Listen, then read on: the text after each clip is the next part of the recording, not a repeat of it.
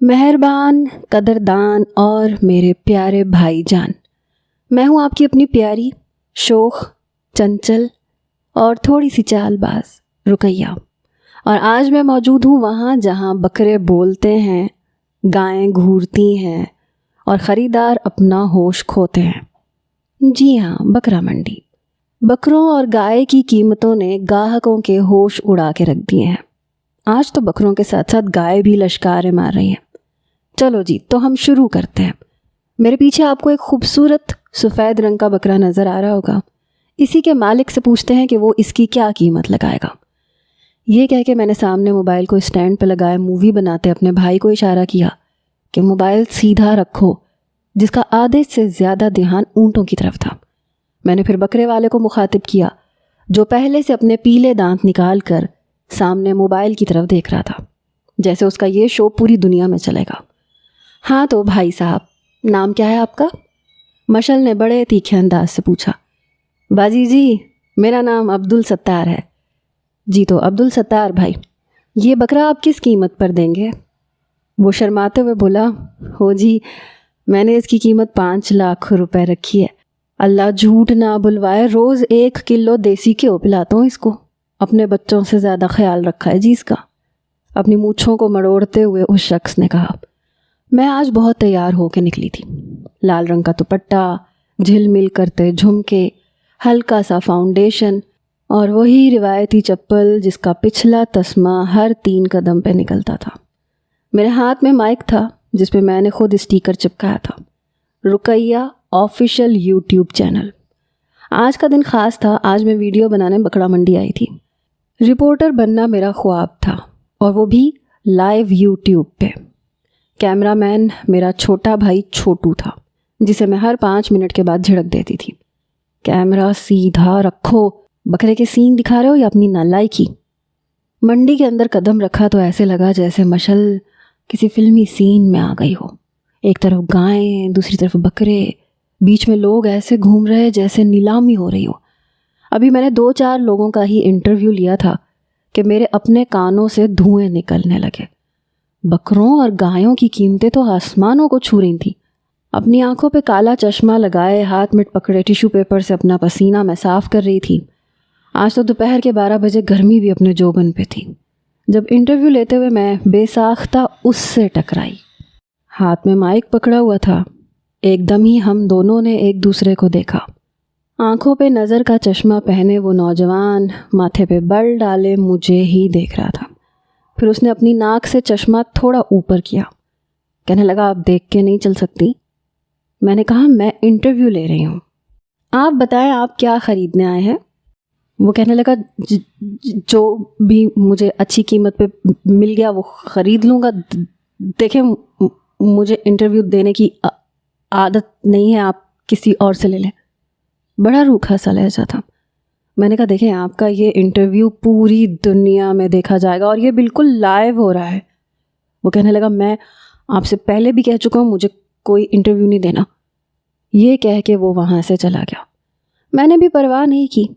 میں گائے والے کے پاس آ گئی جو اپنی گائے کی قیمت 70 لاکھ بتا رہا تھا۔ دیکھنے میں وہ بیل بہت اونچا، لمبا، چوڑا تھا۔ اسے دیکھ کے تو میرا بھی دل زور سے دھڑکا تھا۔ سفید رنگ کا وہ بیل تھا، اپنے اوپر مکھی تک بیٹھنے نہیں دے رہا تھا۔ اوپر سے اس کی سرخ آنکھیں دیکھ کے میں ذرا فاصلے پہ ہی کھڑی ہو گئی۔ اس کا مالک تو یوں تھا جیسے طے کر کے آیا ہو کہ قیمت کبھی کم نہیں کرے گا۔ کہنے لگا، 70 لاکھ سے 1 روپیہ بھی کم نہیں کروں گا۔ میں نے کہا، اب اس بیل میں ایسی بھی کیا خاص بات ہے؟ وہ کہنے لگا، یہ شیر جیسی طاقت رکھتا ہے، دیکھا نہیں آپ نے؟ میں نے اسے رسی سے نہیں زنجیر سے باندھ رکھا ہے، ایک بار چھوٹ گیا تو قابو میں نہیں آئے گا۔ یہ سن کے مجھے کچھ دلچسپی سی پیدا ہونے لگی۔ میں نے کہا، کیا میں آپ کے اس بیل کو ذرا سا گھما سکتی ہوں؟ میں چاہتی تھی کہ میری ویڈیو کی ریٹنگ بڑھ جائے۔ اگر میں اس کی زنجیر پکڑ کے اسے تھوڑا سا منڈی میں گھما دیتی اور میرا بھائی لائیو ویڈیو بناتا تو یقیناً میرے ویوز اور سبسکرائبر ضرور بڑھ جاتے۔ ویسے تو میں چھوٹی موٹی سی ہوسٹ تھی، چھوٹی موٹی چیزوں کی ہی ولاگنگ کرتی تھی، کبھی مارکیٹ کی، کبھی کسی ہوٹل میں کھانا کھاتے ہوئے اس ہوٹل کی پروموشنز وغیرہ کی۔ لیکن ویوز کم ہونے کی وجہ سے ابھی تک مجھے ہر جگہ خود اپنی جیب سے ہی پیسے لگانے پڑ رہے تھے۔ اگر میری یہ ویڈیو وائرل ہو جاتی تو میرے وارے نیارے ہو جاتے۔ وہ شخص کہنے لگا، نا باجی جی، یہ بڑا خطرناک ہے، میں اس کی کوئی ذمہ داری نہیں لے سکتا۔ آپ نے اپنی ذمہ داری پہ اس کو لے کے جانا ہے تو لے جاؤ، لیکن زیادہ دور مت لے کے جانا، ورنہ 70 لاکھ روپے سے 1 روپیہ کم نہیں لوں گا۔ میں نے کہا ہاں ٹھیک ہے، تم زنجیر کھولو۔ میں نے پہلے بھی کئی بار اپنے محلے میں آنے والے گائے بکریوں کو گھمایا تھا، بلکہ میں تو رہتی باہر تھی۔ میرا مزاج کچھ لڑکوں جیسا تھا، گھر میں کم، گلی محلوں میں زیادہ نظر آتی تھی، اس لیے مجھے خوف بھی محسوس نہیں ہو رہا تھا۔ اس نے کندھے اچکائے اور زنجیر کھول کے مجھے پکڑا دی۔ میں نے اپنے بھائی کو بولا، او چھوٹو دیکھ، کیمرہ بالکل میری طرف فوکس رہنا چاہیے اور اس گائے کی طرف، خبردار جو تو نے ادھر ادھر ٹانک جھانک کی تو۔ کہنے لگا اچھا پیا نہیں کرتا۔ میں نے کہا چل کیمرہ آن کر اور لائیو دکھانا۔ اس نے موبائل کو لائیو آن کیا اور ویڈیو بنانے لگا، لیکن میں نہیں جانتی تھی کہ آج کی ویڈیو میں میرا تماشا ساری دنیا دیکھے گی، کیونکہ وہ بیل بہت تیز قدم اٹھاتا ہوا میری کمر کے ساتھ اپنے سینگ لگا چکا تھا۔ مجھے لگا جیسے کوئی میرے پیچھے کھڑا ہے، لیکن جیسے ہی میں نے پلٹ کے دیکھا تو میں تو اچھل کے رہ گئی۔ سب سے پہلے میرے ہاتھ سے زنجیر چھوٹی۔ جتنا بھاری بھرکم وہ بیل تھا، اگر میں اس کی ٹانگ کے نیچے آ جاتی تو یقیناً انا للہ ہو چکی ہوتی۔ میں نے تو زنجیر چھوڑی اور بھاگنا شروع کر دیا، لیکن مجھے نہیں پتا تھا میرے لال دوپٹے کو دیکھ کے وہ بیل پاگل ہو جائے گا۔ وہ تو میرے پیچھے یوں بھاگ رہا تھا جیسے مجھے جان سے ہی مار ڈالے گا۔ یہ دیکھ کے سب لوگ چھٹنے لگے، جگہ خالی ہو گئی، سب ڈر کے مارے پیچھے ہٹ گئے۔ میں چیخے جا رہی، کوئی بچاؤ کوئی بچاؤ۔ اس بیل کے پیچھے اس کا مالک بھی بھاگ رہا تھا، اور بھی کئی مرد اس کے پیچھے تھے، لیکن وہ کہاں کسی کے قابو میں آتا۔ میں جتنا تیز بھاگ سکتی تھی بھاگ رہی تھی، لیکن اچانک میں ایک شخص کے ساتھ ٹکرائی اور مجھ سے پہلے وہ زمین پہ گرا، میں اس کے اوپر گری اور بیل بالکل ہمارے سر پہ کھڑا تھا۔ بیل کو دیکھ کے میں نے آنکھیں بند کر کے اس نوجوان کی شرٹ کو مٹھیوں میں دبوچ لیا اور اس کے سینے میں اپنا منہ چھپا لیا۔ وہ جو کوئی بھی تھا میری کمر کو اپنے دونوں ہاتھوں میں لپیٹ چکا تھا، اور اگلے ہی لمحے وہ مجھے اپنے نیچے لے چکا تھا، اور پھر ہم دونوں زمین پہ لوٹ پوٹ ہونے لگے، کبھی وہ میرے نیچے کبھی میں اس کے اوپر۔ اس نے بڑی پھرتی سے میرا لال دوپٹہ اتار کے دور پھینکا۔ مجھے تو سمجھ ہی نہیں آئی میرے ساتھ ہوا کیا۔ جب میں نے ڈرتے ڈرتے آنکھیں کھولیں تو وہ شخص میرے اوپر تھا، بری طرح سے ہانپ رہا تھا۔ یہ وہی نوجوان تھا جسے کچھ دیر پہلے میں نے انٹرویو لینے کا کہا تھا، لیکن اس نے صاف انکار کر دیا تھا۔ بس کچھ پل ہماری نظروں کا تصادم ہوا اور پھر وہ میرے اوپر سے فوراً اٹھ گیا۔ جب میں نے سامنے دیکھا تو بیل کو کئی مردوں نے قابو کر لیا تھا۔ وہ بیل ابھی بھی میرے لال دوپٹے کو گھور رہا تھا۔ میں فوراً سے اٹھی، مٹی سے میرے بال، میرے کپڑے بھر چکے تھے، اور وہ نوجوان زمین پہ پتہ نہیں کیا تلاش کر رہا تھا۔ میں نے کہا بھائی صاحب آپ کا بہت بہت شکریہ، لیکن وہ میری بات کو غائب دماغی سے سن رہا تھا۔ زمین پہ پتہ نہیں کیا تلاش کر رہا تھا۔ میں نے کہا یہ آپ زمین پہ کیا دیکھ رہے ہیں؟ کہنے لگا جاؤ یہاں سے، پتہ نہیں میرا نظر کا چشمہ کہاں چلا گیا ہے۔ مجھے یاد ہے جب میں نے اس کا انٹرویو لینا چاہا تھا تو اس نے موٹا نظر کا چشمہ پہن رکھا تھا۔ میں نے دیکھا وہ ایک کونے میں پڑا ہوا تھا۔ میں نے اٹھا کے وہ چشمہ اسے دے دیا۔ اس نے چشمہ صاف کیا اور آنکھوں پہ پہن لیا، پھر اپنے سر پہ لگی مٹی جھاڑنے لگا۔ کہنے لگا پاگل ہو کیا، لال دوپٹہ پہن کے منڈی میں آتی ہو؟ وہ کچھ ہکلایا تھا مگر تھا بڑا غصے میں۔ کچھ ہی دیر میں بہت سے نوجوان بھی ہمارے ارد گرد کھڑے ہو کے کہنے لگے کہ باجی جی آپ ٹھیک تو ہیں؟ میں نے کہا ہاں، وہ تو اس بھائی صاحب نے مجھے بچا لیا، ورنہ آج تو اس بیل نے مجھے جان سے مار ڈالنا تھا۔ میں نے اپنا لال دوپٹہ زمین سے اٹھا کے اپنے اوپر ڈالا، تبھی میرا بھائی بھی آ گیا، وہ مسکرا رہا تھا۔ میں نے کہا یہ تمہیں اتنی ہنسی کیوں آ رہی ہے؟ ابھی تک میرا دل زور زور سے دھڑک رہا تھا۔ کہنے لگا کمال کی ویڈیو بنی ہے، لوگوں کے تو لائیو کمنٹس بھی آنے لگ گئے۔ میں اپنا سب کچھ بھول بھال گئی. میں نے کہا ادھر دکھاؤ. میں نے جلدی سے موبائل پکڑا. سب کے کمنٹس آ رہے تھے. کیا کمال کا فلمی سین تھا. او ہیرو تیری تو مفت میں موجیں ہو گئی رقیہ کے ساتھ. گو کہ جتنے منہ اتنی باتیں. میں نے جلدی سے موبائل کو آف کیا کیونکہ ہر کمنٹ پڑھنے والا نہیں تھا. تبھی میرے موبائل پہ اماں کی کال آنے لگی. تب تک میں اپنے چھوٹے بھائی کے ساتھ منڈی سے باہر آ چکی تھی. جیسے ہی میں نے اماں کا فون اٹھایا تو گالی سننے کو ملی. او کمبخت کمینی کہاں گئی ہے تو؟ میں نے کہا اماں وہ میں بکرا منڈی. یہ کہنا تھا کہ میری ماں نے چلانا شروع کر دیا. کمبخت پڑوسی آ کے تیری ویڈیو دکھا کے گئے ہیں. تو یہ گل کھلانے گئی تھی. اچھا ہوتا وہ بیل تجھے جان سے مار ڈالتا. میں موبائل فون بند کر چکی تھی. میں نے بھائی کو دیکھا. میں نے کہا کیا کیا ریکارڈ کیا تھا تم نے؟ کہنے لگا سب کچھ. میں نے کہا سب کچھ کیا؟ کہنے لگا وہی جب آپ بھاگ رہی تھیں میں آپ کے پیچھے بھاگ رہا تھا. اس کے بعد وہ اس لڑکے نے آپ کو بچایا.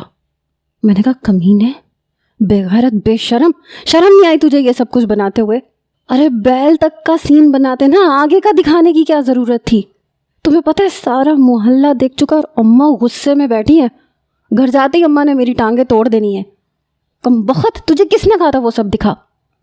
میرا بھائی اپنا سر پیچھے سے کھجانے لگا. کہنے لگا مجھے کیا پتا, تم ہی نے تو کہا تھا کہ کیمرہ مجھی پہ فوکس کرنا. میں نے کر دیا فوکس.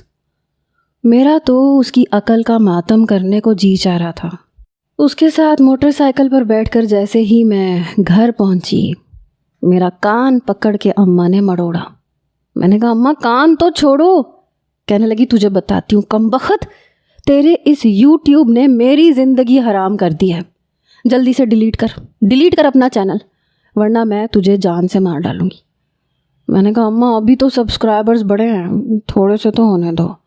اماں نے کہا ادھر دے موبائل, میں تیرے موبائل کو ہی آگ لگا دوں گی. میں نے کہا اچھا کر رہی ہوں.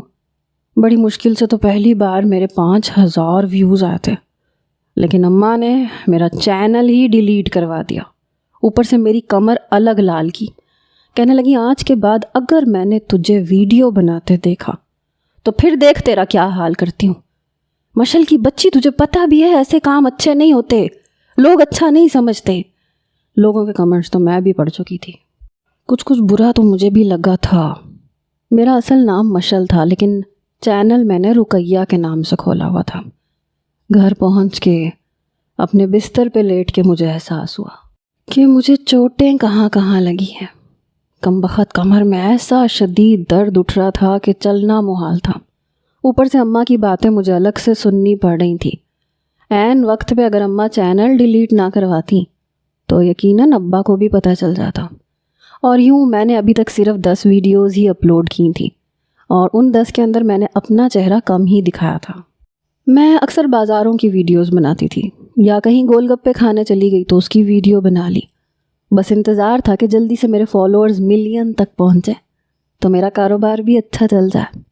آج کل پیسے کی ضرورت کسے نہیں ہوتی, مجھے بھی تھی. ابا ہفتے کا صرف 100 روپیہ دیتے تھے, اس کے علاوہ تو کچھ بھی کوئی نہیں دیتا تھا.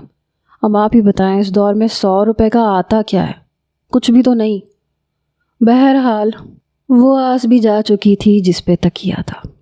ابھی اس بات کو 1 مہینہ ہی گزرا تھا جب ابا نے بتایا کہ رشتے والے راشد بھائی نے میرے لیے ایک اچھا رشتہ بتایا. اماں کہنے لگی یہ گلابی رنگ کا سوٹ شام کو پہن لینا, اور دیکھ خبردار جو تم نے اوٹ پٹانگ باتیں ان لوگوں کے سامنے کی یا ان سے ہنس کے بے تکلف ہونے کی کوشش کی. میں نے کہا اچھا ماں نہیں کرتی کچھ بھی. میں نے مدافعانہ انداز سے یہ بات کہی تھی. شام تک میں ہلکا گلابی جوڑا پہن کے ہلکا سا میک اپ کر کے بالکل تیار تھی. ویسے بھی جب سے 12 جماعتیں پڑھ کے فارغ ہوئی تھی اماں کو میرے رشتے کی فکر پڑ گئی تھی. کچھ میں پڑھائی میں اتنی اچھی بھی نہیں تھی, بڑی مشکل سے 12 جماعتیں پڑھی تھیں. میں نے جان چھڑائی تھی اس پڑھائی کے عذاب سے. پھر مجھے یوٹیوب دیکھنے کا اور اپنا ویلاگ چینل بنانے کا شوق چڑھا, لیکن قسمت ایسی خراب کہ وہ بھی بدقسمتی سے بند ہو گیا. شام کو اماں نے سموسے جلیبیاں منگوائیں, ساتھ میں شامی کباب بیکری کے بسکٹ بھی منگوائے. میں نے کہا واہ ماں آج تو بڑا اہتمام کر رہی ہو, کہنے لگی اچھے گھر سے رشتہ آیا ہے، اچھی سوسائٹی میں گھر ہے ان کا، لڑکے کے پاس گاڑی بھی ہے، دیکھ کوئی حرکت نہ کرنا، ایسے رشتے بڑی مشکل سے اچھے ملتے ہیں۔ میں نے کہا فکر ہی نہ کرو، اپنی ایسی تعریفیں کروں گی نا۔ اماں نے تھپڑ میرے سر پہ مارا، کہنے لگی بس منہ بند رکھنا، کوئی ضرورت نہیں اپنی تعریفیں اپنے منہ سے کرنے کی، میں کر دوں گی، تم نے بس شرمانا ہے، آنکھیں جھکانی ہے اور منہ بند رکھنا ہے، کوئی سوال کرے تو مختصر سا جواب دینا، صرف 2 لفظی جواب۔ بس ٹھیک ہے، تھپڑ تو نہ مارو۔ میں اپنے کمرے میں ہی بیٹھی تھی جب میرے بھائی نے آ کے بتایا کہ وہ لوگ آ گئے ہیں۔ میں نے کہا اچھا؟ کہنے لگا ہاں پیا، لڑکا بھی ساتھ آیا۔ میں نے کہا وہ کیوں؟ کہنے لگا پتہ نہیں۔ ابھی میں اپنے چھوٹے بھائی سے بات کر ہی رہی تھی جب میری والدہ کمرے میں آئی، کہنے لگی سر پہ دوپٹہ اچھی طرح سے لے لو، اور خبردار جو تو نے پٹر پٹر سب کو دیکھنے کی کوشش کی، نظریں جھکا کے بیٹھ جانا۔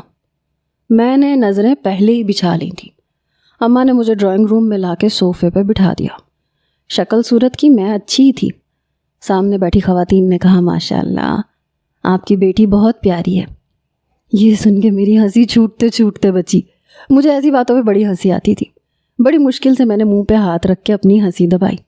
پھر اماں نے اتنی اجازت تو دی تھی کہ ذرا سا شرما لینا، اس لیے میں نے بھی شرماتے ہوئے ایک نظر اٹھائی۔ اب دل کا کیا کرتی، پرانی عادت تھی سب کو دیکھنے کی۔ میں نے کہا جب وہ لڑکا مجھے دیکھ رہا ہے تو میں بھی ایک نظر ڈال لیتی ہوں، شاید وہ بھی نظریں جھکائے بیٹھا ہو۔ جیسے ہی میں نے اس کی طرف دیکھا تو عین اسی وقت اس کی بھی نظر مجھ پہ پڑی، اور ہم دونوں اپنی جگہ پہ اچھل گئے، دونوں ایک دم سے کھڑے ہو گئے۔ میں نے کہا آپ وہی بھائی صاحب ہیں نا جنہوں نے مجھے منڈی میں بچایا تھا؟ وہ بوکھلایا، میری اس بات پہ بڑے غصے سے مجھے دیکھا اور صوفے پہ دوبارہ بیٹھ گیا، ماتھے پہ بل ڈالے، چہرے پہ ناگواری سجائے۔ اس کی ماں کہنے لگی میں سمجھی نہیں۔ میری والدہ نے مجھے کھا جانے والی نظروں سے دیکھا۔ اس سے پہلے کہ میں کچھ کہتی میری نظر اماں پہ پڑی۔ اماں کی کھا جانے والی نظروں نے میرے منہ پہ تالا لگایا تھا۔ میں بیٹھ گئی۔ میں نے کہا نہیں، وہ بس ایسے ہی ایک سرسری سی ملاقات ہوئی تھی۔ وہ کہنے لگی اچھا کوئی بات نہیں، بڑی اچھی خاتون تھی۔ مجھے تو لگا تھا صاف انکار ہو جائے گا، کیونکہ اس لڑکے کی شکل پہ 12 بجے ہوئے تھے۔ دوبارہ تو اس نے میری طرف دیکھنے کی زحمت ہی نہیں کی، لیکن وہ خاتون اور ان کے ساتھ بیٹھا مرد چہرے پہ مسکراہٹ سجائے بیٹھے تھے، شاید اپنی خوش اخلاقی کا مظاہرہ کر رہے تھے۔ میں تو اٹھ کے اندر آ گئی، مجھے پتا تھا 100% انکار ہی ہوگا۔ بہرحال 3-4 دن بعد اماں بڑی خوشی میرے کمرے میں آئی۔ میں اس وقت اپنے پاؤں پہ اور ہاتھوں کی انگلیوں پہ نیل پالش لگا رہی تھی۔ اماں کہنے لگی ان لوگوں نے ہاں کر دی، تم انہیں پسند آ گئی۔ میں نے کہا ہے واقعی؟ مجھے تو اپنے کانوں پہ یقین نہیں آ رہا تھا۔ بہرحال لڑکا خوش شکل تھا، اور سب سے بڑی بات یہ تھی کہ ہمارے گھر سے بہتر گھر میں رہتا تھا، اپنی گاڑی بھی تھی، اور کیا چاہیے تھا۔ اماں ابا بھی ان کے گھر پہ گئے اور یوں ہمارا رشتہ پکا ہو گیا۔ میں نے اماں سے کہا اماں لڑکے کا نام کیا ہے؟ میری بے تکلفی اور دیدہ دلیری پہ میری ماں نے مجھے غصے سے دیکھا۔ کہنے لگی شرم تو جیسے تم نے بیچ کھائی ہے، اپنے منہ سے پوچھ رہی ہو۔ میں نے کہا اماں تو کیا تمہارے منہ سے پوچھوں؟ ارے پوچھوں گی نہیں کہ اس کا نام کیا ہے۔ اماں کہنے لگی لڑکے کا نام فخر ہے۔ میں نے کہا اچھا نام ہے۔ اماں کہنے لگی دیکھ یہ جو تجھے فالتو کی بکواس کرنے کی عادت ہے نا، یہ وہاں جا کے نہ کرنا، بڑے پڑھے لکھے تمیزدار لوگ ہیں۔ میں نے کہا اماں تم نے تو پتہ نہیں مجھے کیا سمجھ رکھا ہے۔ میری والدہ نے میری شادی کی تیاری شروع کر دی تھی۔ میرے سسرال سے آنے والے کپڑے کافی قیمتی تھے۔ مجھے تو لگا تھا کہ لڑکا فون نمبر مانگے گا، مجھ سے بات کرنے کی کوشش کرے گا، لیکن ایسا کچھ بھی نہیں ہوا۔ خیر شادی میں صرف 2 ہی مہینے کا وقت تھا، اور اب وہ وقت بھی آہستہ آہستہ ختم ہو رہا تھا۔ شادی کو 15 دن بچے تھے۔ میں نے تو اپنی سہیلیوں کو اکٹھا کر کے ان سے کہا چلو بھائی ڈھولک بجاؤ، میری شادی ہے۔ میں خود بھی گانے گا رہی تھی۔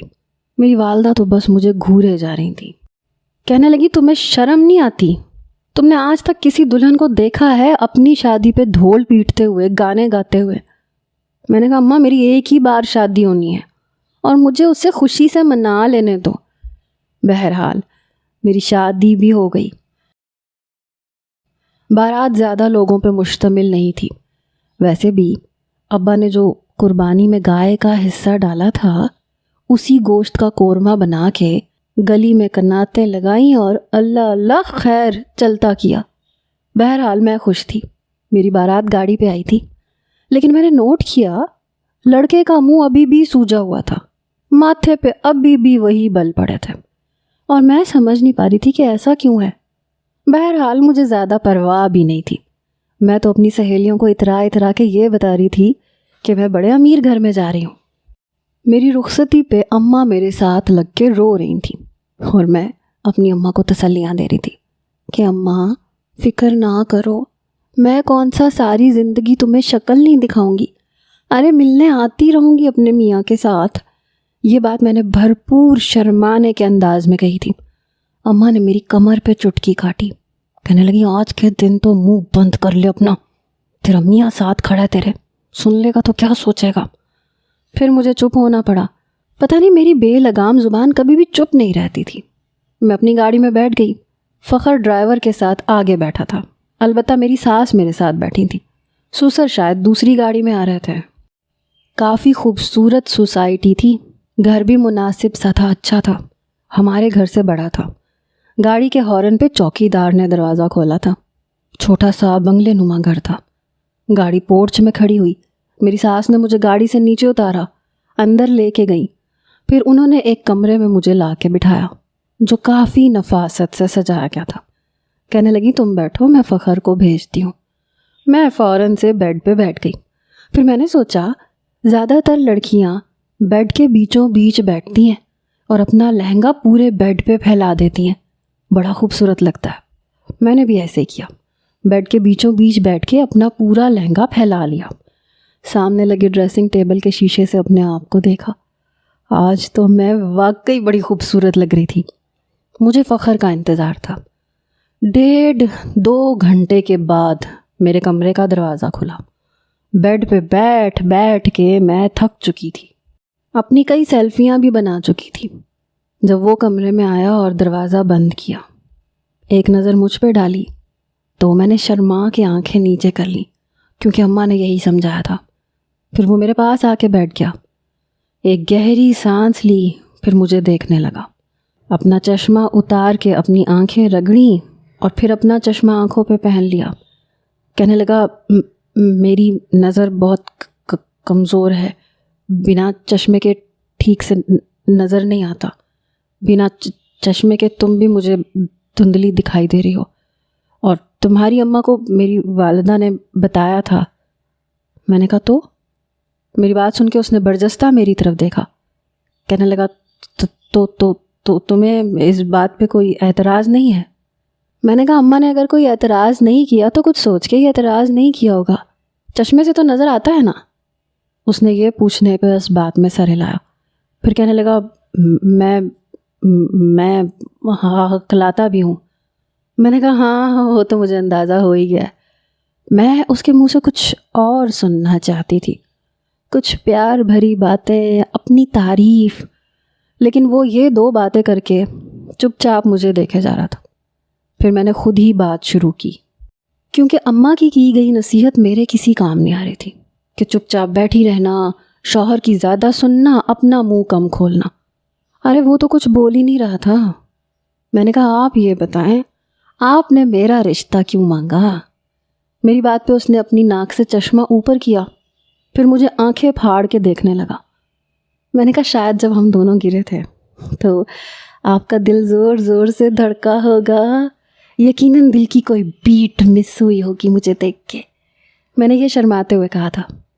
وہ کہنے لگا نہیں تو مجھے ایسا کچھ نہیں ہوا تھا، اور مجھے یہ بھی نہیں پتا تھا کہ جس لڑکی کو ہم دیکھنے جا رہے ہیں وہ تو تم ہوگی، یہ شاید کوئی اتفاقی حادثہ ہے۔ میں نے کہا حادثہ کیوں، اللہ رحم کرے، یہ تو ایک خوبصورت اتفاق کہا جا سکتا ہے۔ پھر وہ مجھے غور سے دیکھنے لگا، کہنے لگا تمہیں مجھ میں کوئی برائی نظر نہیں آ رہی؟ میں نے کہا کون سی برائی؟ کہنے لگا یہ میری نظر کمزور ہے، میں ہکلاتا ہوں۔ میں نے کہا نہیں مجھے تو ایسی کوئی برائی نظر نہیں آ رہی. کہنے لگا اچھا ہاں تم شاید غریب گھرانے سے ہو نا اس لیے. اماں کہہ رہی تھیں غریب گھرانے کی لڑکی صبر شکر سے رہ لے گی. یہ سن کے میرے تو ماتھے پہ تیوری چڑھی. میں نے کہا کیا مطلب ہے تمہاری اماں کا؟ کیا سمجھ رکھا ہے تمہاری اماں نے مجھے؟ دیکھو میں غریب نہیں ہوں. میری بات سن کے شاید اسے بھی برا لگا. ماتھے پہ اس کے بھی بل پڑے. کہنے لگا نہیں تو کیا ہو؟ کیا اے سی ہے تمہارے گھر میں؟ کبھی گھر دیکھا ہے تم نے اپنا غریبوں والا؟ آج کل کھلے صحن والے گھر نہیں ہوتے. اور جن صوفوں پہ تمہاری اماں نے بٹھایا تھا وہ بھی پرانے تھے. ٹیبل بھی پرانا تھا. کمرے کی دیواروں کا رنگ روغن تک اترا ہوا تھا. میں نے کہا او ہو ذرا ٹھنڈے ہو کے بیٹھے رہو. خبردار جو میرے گھر کی برائی کی تو. میں نے نہیں کہا تھا تمہیں کہ میرے گھر آؤ میرا رشتہ مانگو. وہ تو میری ماں کا احسان ہے کہ تم جیسے آدھے اندھے اور ہکلے کو اپنی اتنی خوبصورت بیٹی دے دی. محلے کے سارے نوجوان مرتے تھے مجھ پہ. یہ کہہ کے وہ کہنے لگا مر ہی جاتے تو اچھا تھا. اپنا وزن دیکھا تم نے؟ مجھ سے پوچھو اس دن میں کتنا ہانپ کے رہ گیا تھا. اس نے میرے 55 سے 60 کلو وزن پہ چوٹ کی تھی. میں غصے سے بپھر گئی. میں نے اپنی دونوں آستینیں اوپر چڑھا لی. جی تو چاہا اس کا حشر بگاڑ دوں. میں نے کہا کیا کہا تم نے؟ تم مجھے موٹی کہہ رہے ہو؟ وہ کہنے لگا کہنے کی کیا ضرورت ہے؟ تم موٹی ہو. میں ایک متناسب جسم کی لڑکی تھی. مجھے موٹا نہیں کہا جا سکتا تھا. اور موٹی بھی ہوتی تو کون سی لڑکی ہے جو اپنے لیے موٹا کہلوانا پسند کرے، اور وہ بھی شادی کی پہلی رات اپنے شوہر کے منہ سے. میں اٹھ کے کھڑی ہو گئی. میں نے کہا دیکھو خبردار جو تم نے مجھے موٹی کہا تو. اس نے پھر سے اپنے پھسلتے ہوئے چشمے کو ناک سے اوپر کیا. کہنے لگا کہوں گا موٹی. میں نے کہا رکو میں ابھی اماں کو فون کرتی ہوں. مجھے نہیں رہنا تمہارے ساتھ. بلکہ میں کیوں جاؤں، اس کمرے میں تمہاری اماں کو بلاتی ہوں. یہ سننا تھا کہ وہ جلدی سے کھڑا ہو گیا اور میری کلائی پکڑ لی. کہنے لگا تم باہر نہیں جا سکتی. میں نے کہا کیوں؟ میں کیوں نہیں جا سکتی؟ میں جا کے تمہاری اماں کو بتاتی ہوں. لیکن وہ میری کلائی بڑی زور سے کھینچ چکا تھا. میں لڑکھڑاتے ہوئے اسی پہ گری. اس کا ایک ہاتھ میری کمر پہ تھا اور دوسرا میرے پیٹ پہ. شاید میرے گرنے سے مجھے بچایا تھا اس نے. ایک رومانٹک سا سین بن گیا تھا. میں اس کے دونوں کندھوں سے اسے پکڑ چکی تھی. وہ میری طرف دیکھ رہا تھا، میں اس کی طرف دیکھ رہی تھی. پھر دھیرے سے کہنے لگا اماں کو کچھ مت کہنا پلیز. جس انداز سے اس نے مجھے پکڑ رکھا تھا مجھے کچھ اچھا لگ رہا تھا. میں نے کہا ٹھیک ہے. اس نے فوراً سے مجھے کھڑا کر دیا. میں نے کہا جب میں تمہیں اس حال میں قبول کر رہی ہوں تو پھر تم بھی مجھے موٹی نہیں کہو گے. کہنے لگا نہیں کہتا. پھر کہنے لگا کہ شروع کریں. میں نے نا سمجھی سے اسے دیکھا. میں نے کہا اب کیا شروع کرنا ہے؟ وہ نظریں چرا گیا. وہ میں سمجھی وہ رومانس کی بات کر رہا ہے. میں نے کہا ہاں ٹھیک ہے لیکن دیکھو پہلے میری پیشانی سے شروع کرنا. یہ کہہ کے میں نے آنکھیں بند کر لی. مجھے لگا میرے ماتھے سے وہ شروع کرے گا. پہلے بندیا کو پیچھے کرے گا، پھر اپنے ہونٹوں سے میری پیشانی پہ اپنی محبت کی پہلی مہر لگائے گا. لیکن اس نے تو کچھ کیا ہی نہیں. چپ چاپ جا کے بیڈ پہ لیٹ گیا. میں نے جب آنکھیں کھولیں تو وہ لیٹ چکا تھا. میں اس کے پاس ہی. میں نے کہا یہ کیا طریقہ ہے؟ کہنے لگا کیا مطلب؟ میں نے کہا کوئی پہلی رات کی دلہن کے ساتھ ایسا رویہ تھوڑی رکھتا ہے. وہ کہنے لگا تم مجھے بالکل بھی پسند نہیں ہو. میں کسی اور سے محبت کرتا ہوں. یہ سن کے مجھے تو بڑا غصہ آیا. میں نے دونوں ہاتھ اپنی کمر پہ رکھے. میں نے کہا تو مجھ سے شادی کیوں کی؟ وہ کہنے لگا مجبوری تھی. میں نے کہا کیسی مجبوری؟ کہنے لگا وہ لڑکی مجھے ریجیکٹ کر چکی تھی. کہتی تھی میں حق لاتا ہوں اور میری نظر بہت کمزور ہے اور چشمے میں بہت برا لگتا ہوں. اس کی بات سن کے میں نے کہا بہت ٹھیک کہتی تھی وہ لڑکی. اچھا کیا اس نے تمہیں ریجیکٹ کر دیا. یہ بات میں نے بڑے غصے سے کہی تھی. اس کے ماتھے پہ بل پڑے، وہ دوسری طرف رخ کر کے لیٹ گیا۔ میں نے کپڑے تبدیل کیے، مجھے اس پہ بڑا غصہ آ رہا تھا۔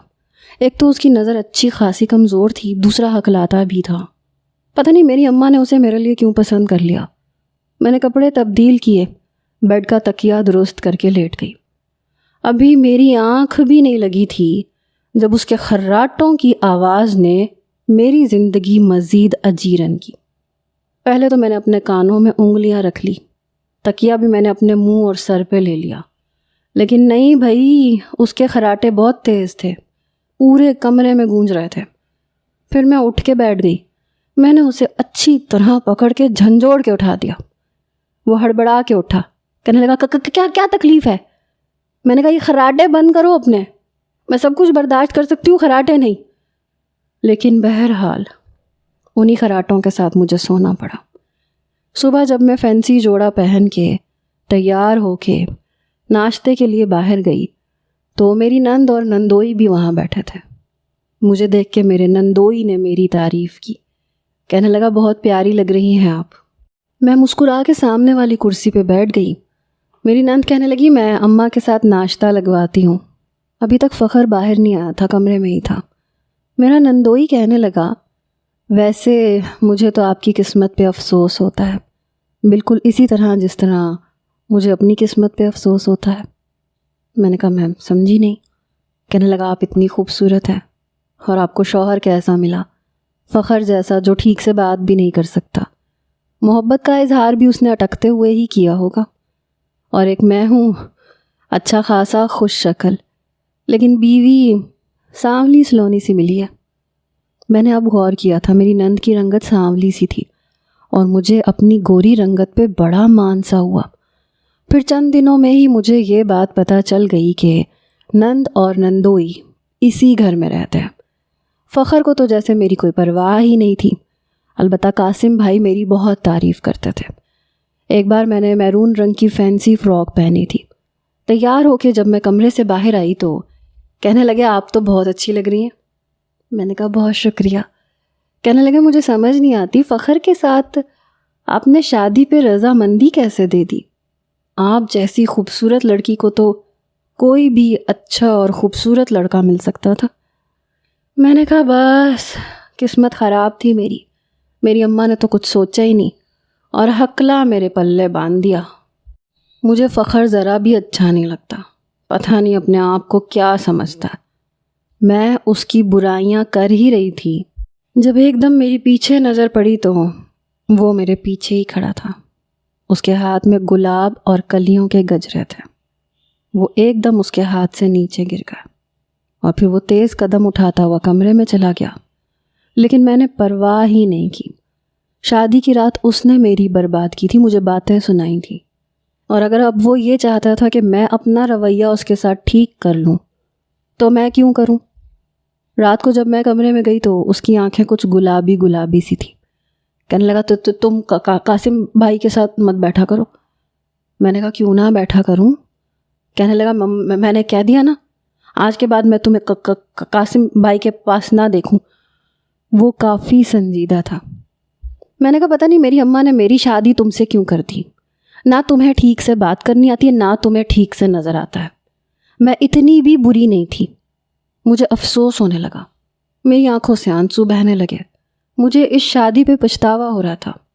میری بات سن کے کہنے لگا امی تو کہتی تھی کہ تم میری بیوی ہو، تمہیں میں برا نہیں لگوں گا۔ میں نے کہا تم نے میرے ساتھ کیا سلوک کیا تھا شادی کی رات، یاد ہے تمہیں؟ کہنے لگا اس دن میں بہت اپسیٹ تھا، مجھے اس لڑکی کی وجہ سے تکلیف ہو رہی تھی، لیکن تم بھی ویسی ہی ہو، ویسی ہی باتیں کرتی ہو۔ میں نے کہا تو کیا کروں، ہکلے کو ہکلا نہ کہوں تو کیا کہوں؟ پتہ نہیں مجھے کس بات کا خود پہ گھمنڈ ہونے لگا تھا، شاید قاسم کی تعریفوں کا۔ میں اپنے آپ کو کچھ سمجھنے لگی تھی۔ فخر کہنے لگا میں اپنے رویے کی تم سے معافی مانگتا ہوں۔ وہ شاید میرے قریب آنا چاہتا تھا۔ اس نے جیسے ہی اپنا ہاتھ میری جانب بڑھایا تاکہ مجھے اپنے ساتھ لگا سکے، میں نے اس کا ہاتھ بری طرح سے جھٹک دیا۔ میں نے کہا مجھ سے تو تم دور ہی رہو تو بہتر ہے، مجھے تو تم سے بہتر انسان مل سکتا تھا۔ میں نے اسے بہت باتیں سنائی۔ وہ چپ چاپ میری ساری باتیں سنتا رہا۔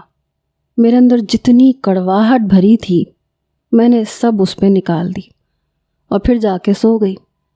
میں نے نوٹ کیا تھا کہ اب وہ مجھ سے بات کرتا ہی نہیں تھا۔ زیادہ تر قاسم ہی مجھ سے باتیں کرنے لگا، میری تعریفیں کرتا۔ ویسے بھی وہ گھر پہ ہی رہتا تھا۔ میری نند کچن میں میری ساس کے ساتھ کام کرواتی تھی۔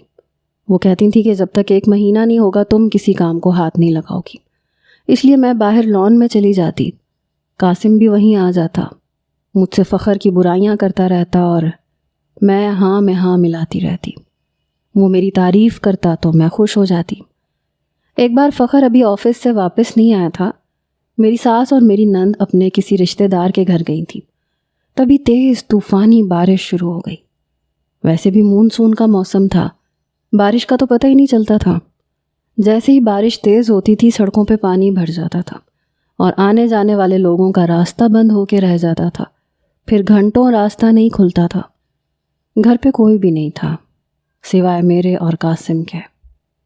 میں جب اپنے کمرے سے باہر آئی تو وہ لاؤنج میں ہی تھا، مجھے بڑی عجیب نظروں سے دیکھ رہا تھا۔ میں نے کہا قاسم بھائی ذرا فخر سے فون کر کے پوچھیں کب تک آئے گا۔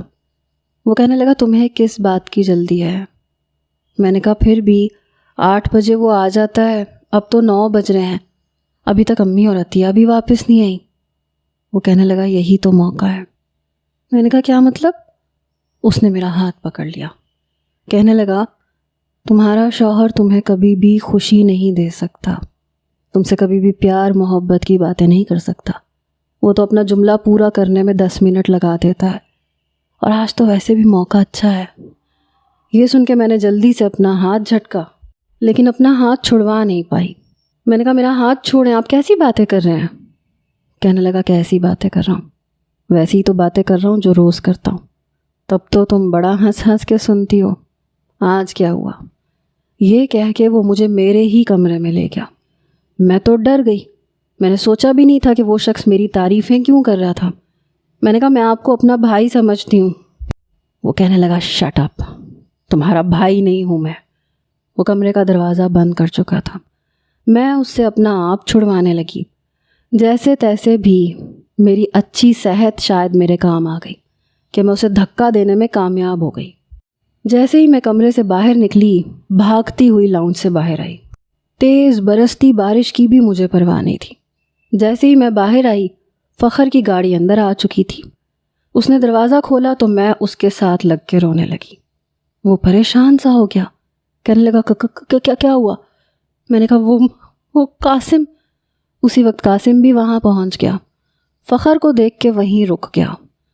فخر نے جن نظروں سے قاسم کو دیکھا وہ گڑبڑا کے رہ گیا، فوراً اندر چلا گیا۔ پھر وہ مجھے اپنے ساتھ لگائے اندر لایا۔ میں روئے جا رہی تھی۔ وہ مجھے کمرے میں لے آیا، کہنے لگا کیا ہوا تھا؟ میں نے روتے ہوئے اسے سب کچھ بتا دیا۔ کہنے لگا یہ شخص مجھے شروع سے اچھا نہیں لگتا تھا، لیکن میری بہن کو اس نے اپنے پیار کے جال میں پھنسایا، گھر جمائی بن کے بیٹھ گیا، ہر وقت گھر پہ بیٹھا رہتا ہے، اس کے سارے اخراجات ہمیں پورے کرنے پڑتے ہیں۔ وہ ٹھیک کہتا تھا کہ اس سے دور رہو۔ مجھے اب جا کے احساس ہوا تھا کہ شوہر کیا ہوتا ہے، اس کا تحفظ کیا ہوتا ہے۔ میں اس کے ساتھ لگ گئی، ہاتھ جوڑ کے اس سے اپنے رویے کی معافی بھی مانگی۔ ہم ظاہری عیب کو بہت زیادہ دیکھتے ہیں، لیکن یہ نہیں دیکھتے کہ وہ انسان اندر سے کتنا اچھا ہے۔ میں فخر کے ساتھ بہت خوش ہوں، اور اب قاسم کی ہمت بھی نہیں ہوتی کہ میری طرف آنکھ اٹھا کے بھی دیکھ سکے۔